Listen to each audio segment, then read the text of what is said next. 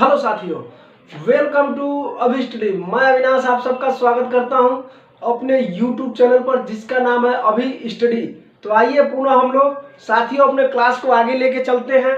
जैसा कि आप सबको पता है, इस समय हम लोग एसएससी जीडी का batch, UP police, UP TET, C TET, super TET और यूपी ट्रिपल एससी, पीईटी इत्यादि भर्तियों की तैयारी हम कराते हैं। आपको इस चैनल पर मिलेगा। आइए, हम लोग संविधान पढ़ रहे थे। संविधान में एक वीडियो मैंने आपको दे दिया है। आज यह संविधान का दूसरा वीडियो है। तो आइए इसको समझते हैं और देखते हैं इसमें क्या क्या है।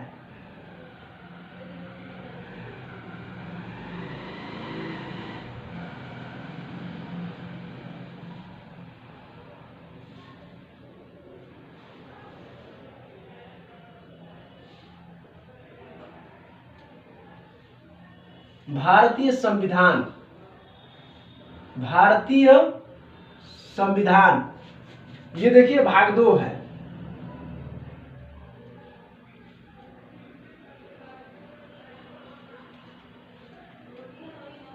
ये भाग 2 मतलब हमारा ये जो वीडियो का भाग है वो दूसरा वीडियो है, इसलिए ये भाग 2 है।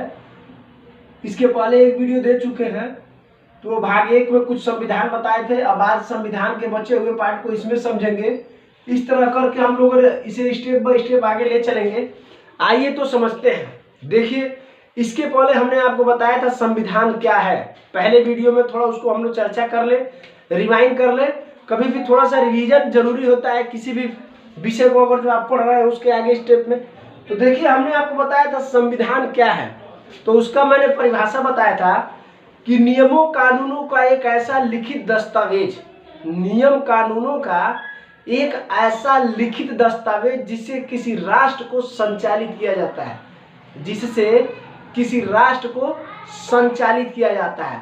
वही नियम कानूनों का दस्तावेज को ही संविधान कहा जाता है। उसी नियम कानून के दस्तावेज को क्या बोलते हैं? संविधान कहते हैं। अब यहाँ प्रश्न उठ के आता है कि किसी राष्ट्र को होने के लिए किन बातों को सबसे ज्यादा जरूरी है। जैसे यदि मान लीजिए ये कोई राष्ट्र है, ये कोई राष्ट्र है। राष्ट्र का मतलब यहाँ से देश का संबोधन होता है।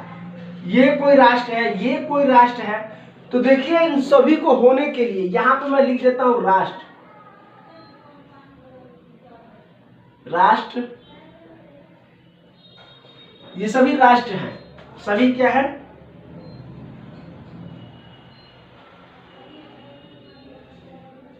दुनिया में बहुत राष्ट्र हैं। राष्ट्र का शाब्दिक अर्थ मैंने बताया था, देश से यहाँ पे लिया जाता है। तो दुनिया में बहुत देश हैं। तो देखिए, किसी भी देश को देश की मान्यता मिलने के लिए सबसे जरूरी जो चीजें होती हैं, सबसे पहले 3 ही चीज ध्यान रखिए उसके पास होना चाहिए। जो होना तो अन्य चाहिए, लेकिन ये 3 चीज सबसे जरूरी है। सबसे पहले उसका खुद का भूभाग। क्या? भूभाग। तो देखिए, पहला क्या होना चाहिए? भूभाग।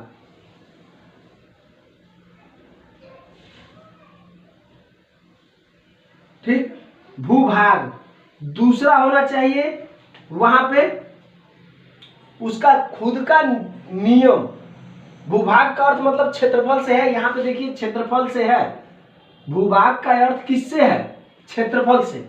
यानी उसका एक निश्चित क्षेत्रफल और निश्चित उसके पास जमीन हो। दूसरा, उसके पास क्या होना चाहिए? कानून या संविधान।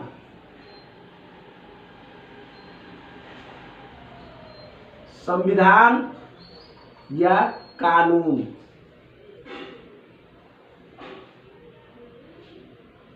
और तीसरा, उसके पास होना चाहिए लोग या जनसंख्या। तो आप जनसंख्या कर लीजिए।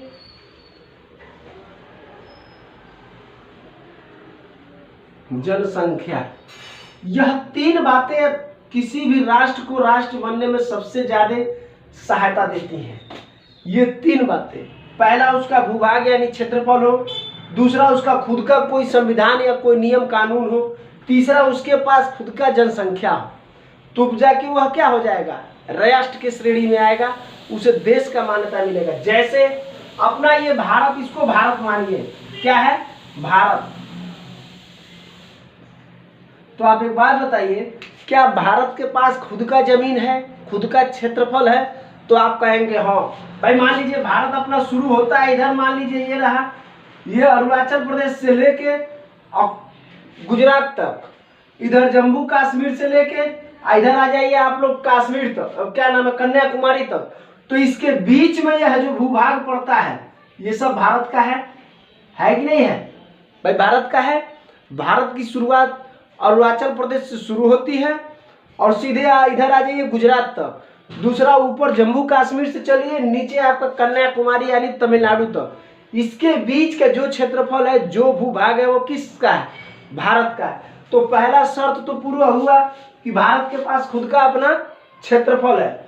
दूसरा, क्या भारत में नियम कानून है, क्या भारत में संविधान है? तो आप कहेंगे हाँ भाई, देश को चलाने के लिए नियम कानून की आवश्यकता होती है, इन्हीं नियम कानूनों को ही संविधान कहते हैं। तो भारत में संविधान है यानी भारत में नियम कानून है। भाई मान लीजिए किसी चीज को किस पोस्ट पे क्या कार्यपालिका है, क्या न्यायपालिका का कार्य होता है, संसद भवन का क्या होता है, विधायिका क्या होता है, इन सबको नियम के हिसाब से रखा गया है।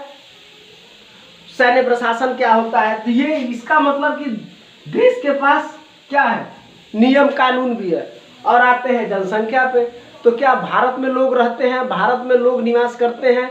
भारत के अंदर कुछ जो क्षेत्रफल, जो भारत का जो क्षेत्रफल है उसमें कुछ लोग रहते हैं कि नहीं? तो आप कहेंगे हाँ, जनसंख्या भी है। यह जनसंख्या मानव का हो सकता है, साथ साथ इसके पशु पक्षी पेड़ पौधे ये सभी जनसंख्या में ही आते हैं। किसी जनसंख्या का मतलब शाब्दिक अर्थ लोग लगा लेते हैं मानव से, लेकिन जनसंख्या का मतलब होता है उन सभी जीवित प्राणियों से, उन सभी जीवित प्राणियों से जो इस भूभाग में रह रहे हैं। क्या पक्षियों की जनसंख्या नहीं होती? क्या आप बताइए, पशुओं की जनसंख्या नहीं होती, मानव की जनसंख्या नहीं होती? तो जनसंख्या का अर्थ यहाँ पे सभी जीवित प्राणियों से है। कहिए तो मैं यहां लिख दूं,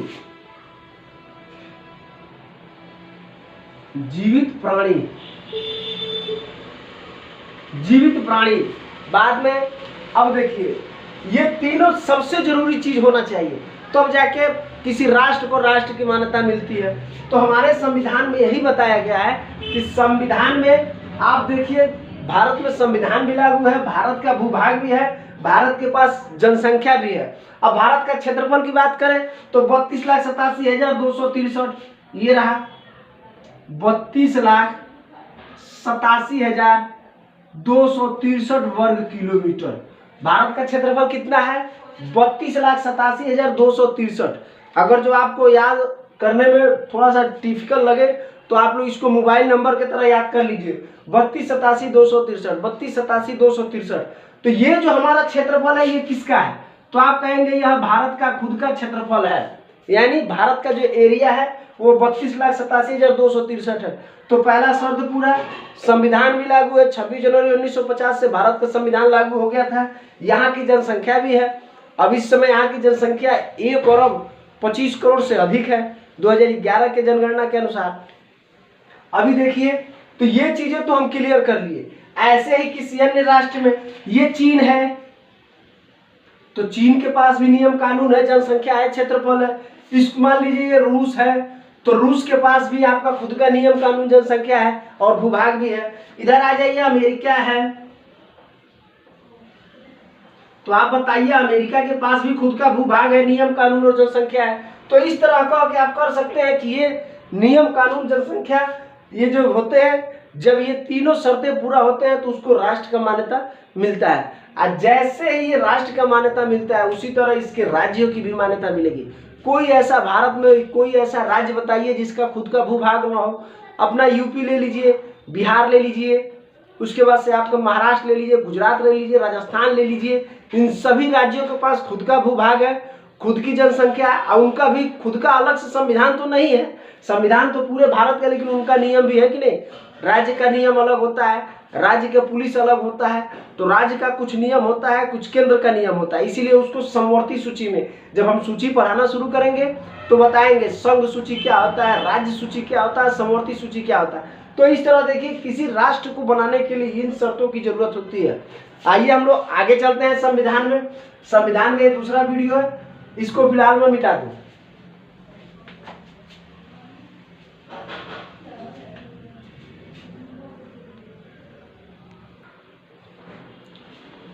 आइए इसको मिटाते हैं। अब आगे हम चलते हैं। तो उस दिन हमने संविधान में आपको अनुसूचियों के बारे में पढ़ाया था, समितियों के बारे में पढ़ाया था, समितियों के बारे में पढ़ाया था। तो देखिए मैंने बताया था कि सबसे जरूरी और सबसे महत्वपूर्ण समिति कौन सी है। तो मैंने बताया था आपको कि प्रारूप समिति। यह महत्वपूर्ण इसलिए हो गया क्योंकि प्रारूप समिति को संविधान का सबसे महत्वपूर्ण भाग बनाने के लिए जिम्मेदारी दिया गया था, जिसमें से एक आता है आपका मौलिक अधिकार। तो जब मौलिक अधिकार का गठन किया गया तो यह किस समिति को जिम्मेदारी दिया गया था कि आप यह निर्माण करिए, तो प्रारूप समिति। तो सबसे पहले समझते हैं प्रारूप समिति। तो प्रारूप समिति का मैंने अध्यक्ष आपको बताया था डॉक्टर भीमराव अंबेडकर। फिर मैंने बताया था संचालन समिति। तो संचालन समिति का मैंने आपको अध्यक्ष बताया था कि आपके राजेंद्र प्रसाद। लेकिन पहली बार जब बैठक हुआ था 9 दिसंबर 1946 को संविधान सभा का बैठक कहाँ हुआ था, तो मैंने आपको बताया था कि दिल्ली के पुस्तकालय भवन में पहली बार बैठक हुआ था। तो उसमें जो 389 सदस्य पहली बार कितने लोग बैठे थे, 389 सदस्य। जब ये सदस्य बैठे तो सबसे पहले कब बैठे, तो आप कहेंगे 9 दिसंबर को। 9 दिसंबर 1946 को पहली बार ये संविधान के लिए बैठे, संविधान बनाने के लिए सभी सदस्य। तो उस समय अध्यक्ष के रूप में अस्थायी अध्यक्ष किसको चुना गया था, तो आप कहेंगे सच्चिदानंद सिन्हा को। तो यहां पे क्या हो जाएगा, अस्थायी अध्यक्ष किसको बनाया गया था, तो सच्चिदानंद सिन्हा को।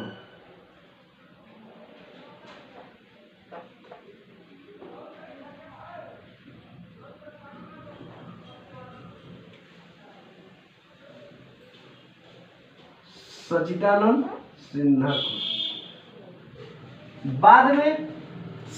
सिन्हा को बाद में क्या कर दिया गया, 11 दिसंबर को पुनः संविधान सभा की बैठक हुई। अब उसमें अस्थायी अध्यक्ष डॉक्टर राजेंद्र प्रसाद को बना दिया गया।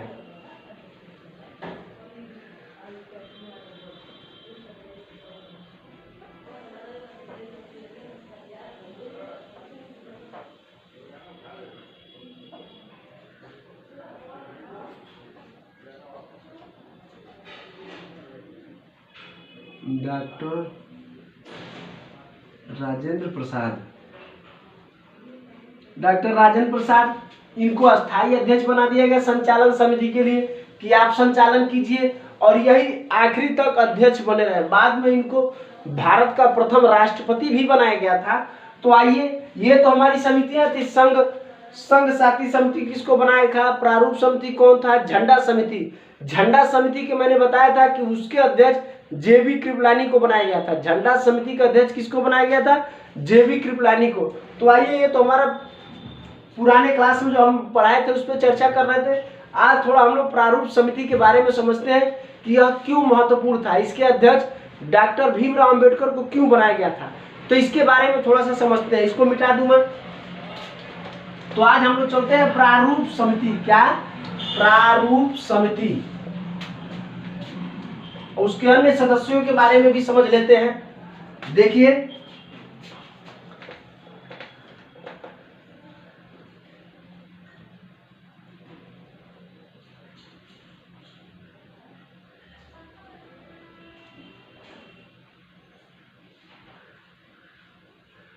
प्रारूप समिति लिख लीजिए।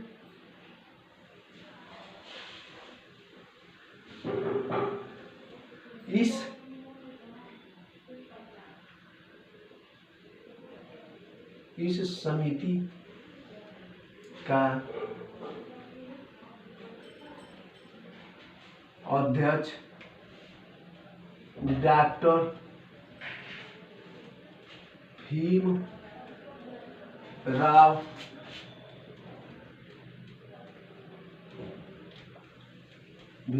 अंबेडकर जी को बनाया गया। ये पहला पॉइंट है। दूसरा पॉइंट इसका लिखिए, इस समिति में कुल 7 सदस्य थे। तीसरा इंपॉर्टेंट पॉइंट ले लीजिए, यह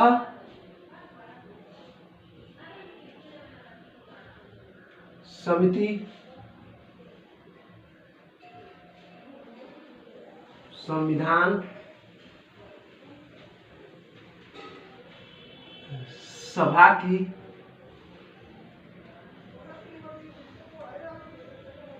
सबसे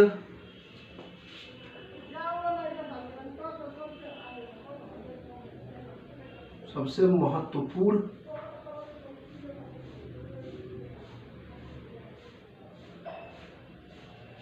यह समिति संविधान सभा की सबसे महत्वपूर्ण समिति मानी गई है,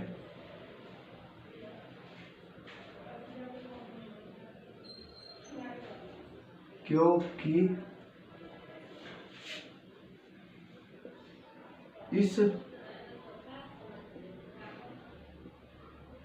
इस समिति ने मौलिक अधिकार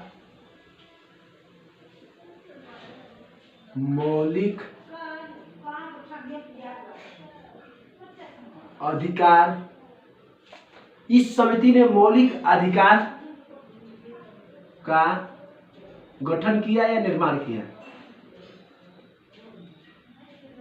निर्माण किया या बनाया? ठीक, निर्माण किया। तो देखिए, प्रारूप समिति, इस समिति का अध्यक्ष डॉक्टर भीमराव अंबेडकर जी थे।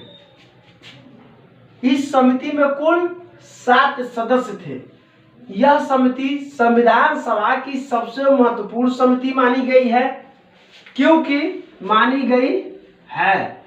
क्योंकि इस समिति ने मौलिक अधिकार का निर्माण किया। तो देखिए, ये चीजें हम समझ लेते हैं।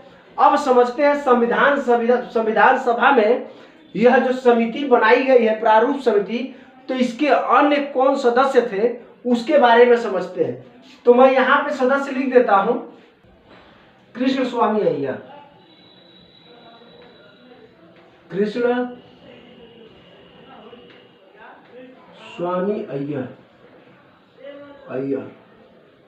स्वामी अय्यर, ये इसके सदस्य थे। इन सबको जिम्मेदारी दिया गया कि आप लोग प्रारूप समिति में जो आप इस समय सदस्य बने हैं, तो आप लोगों को कहा गया कि आप लोग मौलिक अधिकार, यानी संविधान सभा का सबसे महत्वपूर्ण भाग होता है मौलिक अधिकार का गठन किया जाए। तो आप लोग इसका फिलहाल एक बार स्क्रीनशॉट ले लीजिए, फिर आगे हम चलते हैं। बी.एल. मित्तल के स्थान पर और डी.पी. स्थान, देखिए बी.एल. मित्तल ने इस्तीफा दे दिया, डी.पी. खतान की मृत्यु हो गई। इन दोनों के स्थान पे बी.एन. राव आ गए। इन पे कौन आ गए? बी.एन. राव आ गए। कौन आ गया? बी.एन. राव। आज जब डी.पी. खेतान मर गए, चूंकि ये तो इस्तीफा दे दिए, और डी.पी. खेतान मर गए, तो इनके स्थान पे भी आ गए कौन?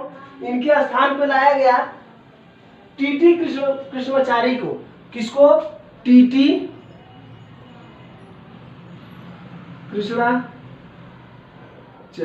कृष्णमाचारी। तो यहाँ पे समझिए, आप लोग समझिए, बी.एल. मित्तल ने अपना इस्तीफा दे दिया, तो इनके जगह पे किसको लाया गया? बी.एन. राव को। आज जब डी.पी. खेतान की मृत्यु हो गई, तो इनके जगह पे किसको लाया गया? टी.टी. कृष्णमाचारी को। टी.टी. कृष्णमाचारी। तो यहाँ पे मैं इसको थोड़ा सा ये अंडरलाइन कर दे रहा हूं, इनकी क्या हो गई? मृत्यु हो गई। इन्होंने क्या दे दिया? इस्तीफा दे दिया।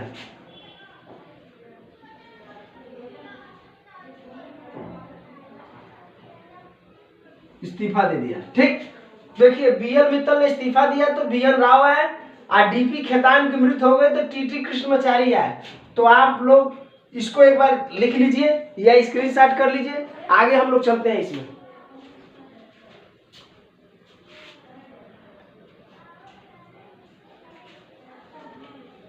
आइए इसको मिटाते हैं और देखिए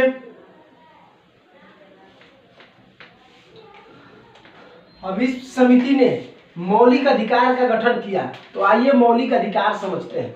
तो सबसे पहले लिखते हैं मौलिक अधिकार क्या है। मौलिक अधिकार क्या है, ठीक, या मूल अधिकार। मौलिक अधिकार कोई मूल अधिकार बोलते हैं। ठीक, तो आइए समझते हैं।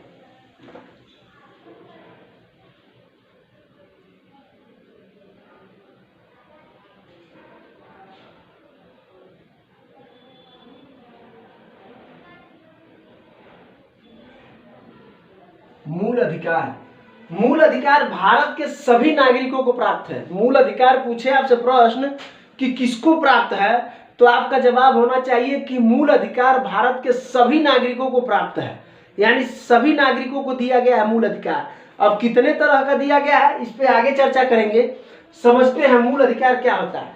तो ऐसा अधिकार या ऐसा हक जिसके बिना मानव जीवन का गरिमापूर्ण जीवन जीने का तो असंभव होता है, यानी ऐसा अधिकार जिसके बिना किसी मानव को गरिमापूर्ण जीवन जीने का अधिकार नहीं मिलता है, यानी ये रहे तो अभी संभव है, संभव नहीं है। यानी ऐसा अधिकार जिसके बिना किसी भी मानव को गरिमापूर्ण जीवन जीना संभव न हो, उस अधिकार को ही मौलिक अधिकार कहते हैं। तो आइए हम लोग लिखते हैं मौलिक अधिकार या मूल अधिकार। मूल अधिकार, अधिकार ऐसा अधिकार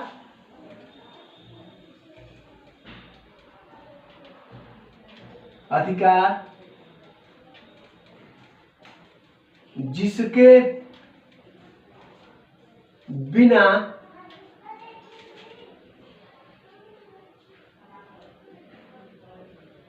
किसी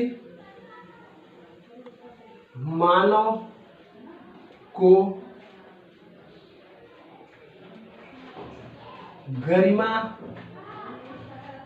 पूर्ण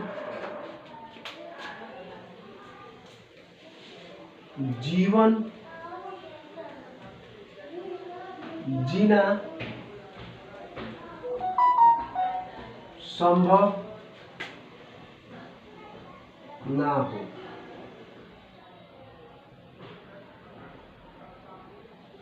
उसी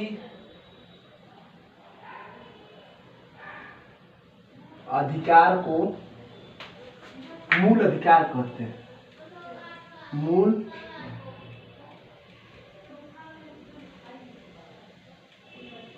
अधिकार कहते हैं। दूसरा पॉइंट बना के लिखिए। ये तो पहला पॉइंट है, संविधान ने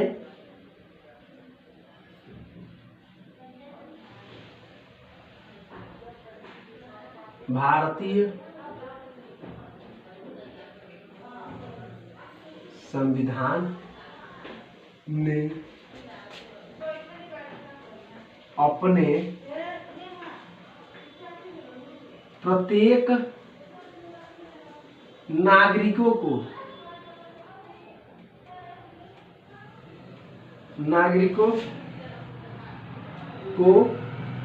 6 प्रकार का मूल अधिकार देता है। ठीक, तीसरा स्टार पॉइंट बना के लिखिए। मूल अधिकार को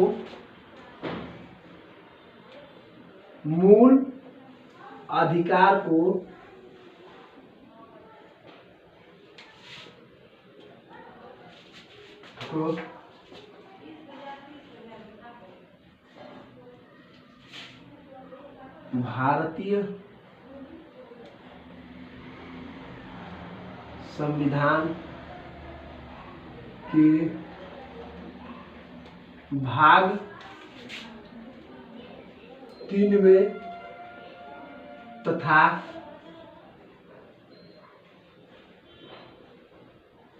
अनुच्छेद 12 से 35 तक 12 से 35 तक रखा गया है,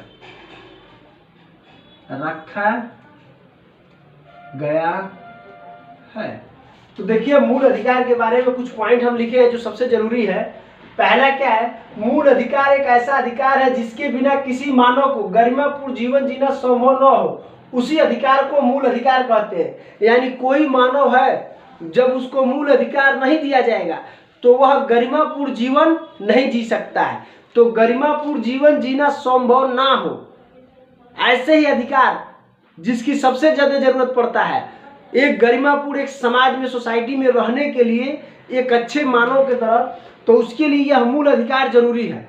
अब आइए समझते हैं। भारतीय संविधान ने अपने प्रत्येक नागरिकों को 6 प्रकार का मूल अधिकार दिया है। कितने प्रकार का दिया है? 6 प्रकार के मूल अधिकार दिया है। आगे हम चर्चा करेंगे ये 6 प्रकार कौन है, उसको समझेंगे। भारतीय संविधान ने प्रत्येक नागरिकों को 6 प्रकार का मूल अधिकार देता है या दिया है। ठीक, मूल अधिकार को भारतीय संविधान के भाग 3 में तथा अनुच्छेद 12 से लेकर 35 के बीच रखा है। तो ये क्लियर समझ गए। भारतीय संविधान मूल अधिकार को भाग 3 में अनुच्छेद 12 से लेकर के 35 के बीच में मूल अधिकार को रखा गया। तो आपसे प्रश्न पूछ दे कि मूल अधिकार संविधान के किस भाग में है, तो आपका जवाब होना चाहिए कि भाग 3 में।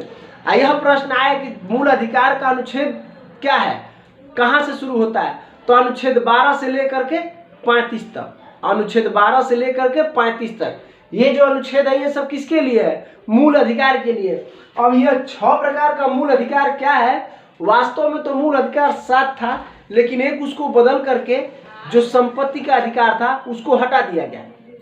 वास्तव में 7 था, लेकिन अब इसको वर्तमान में 6 कर दिया गया। संपत्ति के अधिकार को हटा दिया गया। 1978 में जब जनता पार्टी की सरकार था तो उसी समय उसको चेंज किया गया। वो आगे हम पढ़ाएंगे तो चर्चा करेंगे। फिलहाल इसको आप लोग स्क्रीनशॉट कर लीजिए। ये थोड़ा सा मैं एक बार इसको लिख दूं, ये 6 कौन से अधिकार हैं, आपने इसको एक बार ना हो तो नोट डाउन करिए।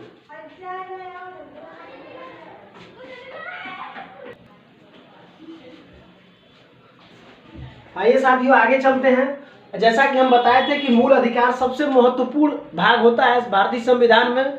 मूल अधिकार का मतलब होता है हर नागरिक को गरिमापूर्ण जीवन जीने के लिए दिया गया अधिकार। इसका यह भी परिभाषा हो सकता है कि हर नागरिकों को गरिमापूर्ण जीवन जीने के लिए दिया गया अधिकार ही क्या होता है? मूल अधिकार होता है। मैंने आपसे चर्चा किया था मूल अधिकारों की संख्या वर्तमान में तो कितना है? 6 है, लेकिन जब बना था तो 7 था, बाद में एक हटा दिया गया।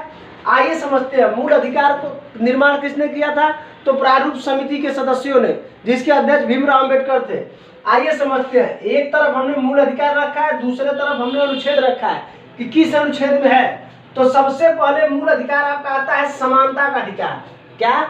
समानता का अधिकार। यह अनुच्छेद 14 से 18 तक रखा गया है।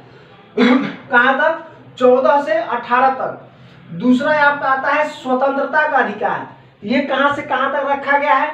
19 से 22 तक।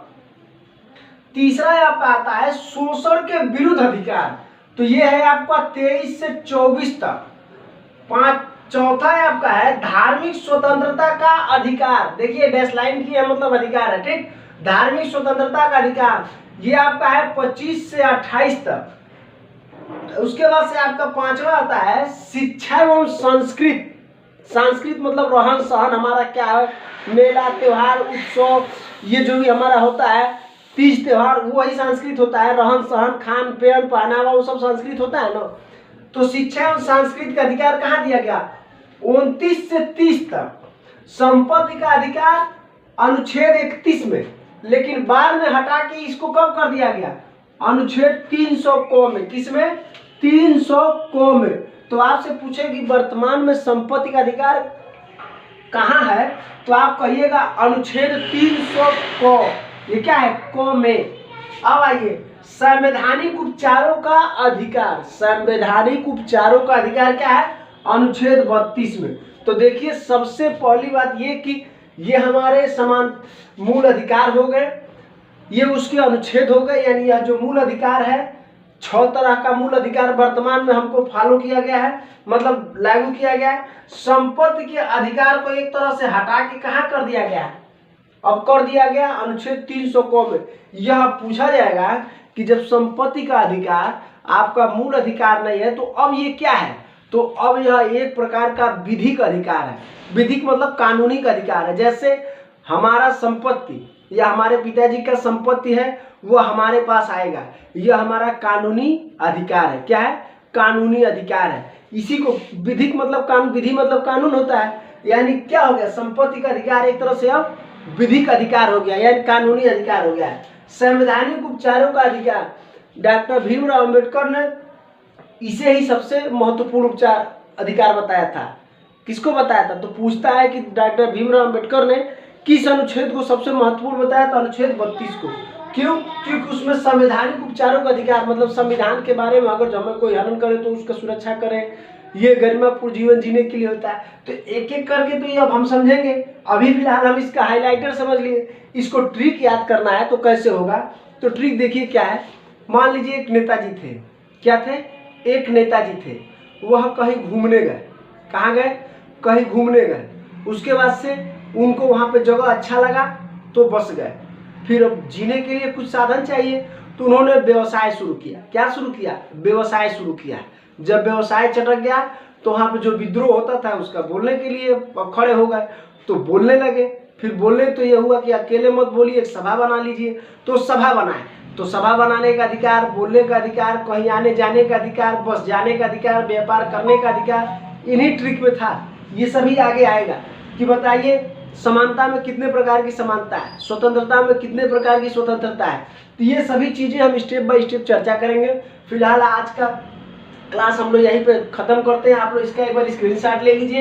एक एक करके मूल अधिकार इस तरह, अनुच्छेद इस तरह। एक चीज और लिख लीजिए, मूल अधिकार यहां लिख लीजिए भाग 3। क्या? भाग 3 अनुच्छेद।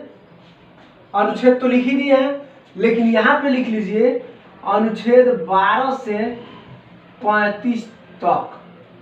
तो ये क्लियर हो जाएगा आपका।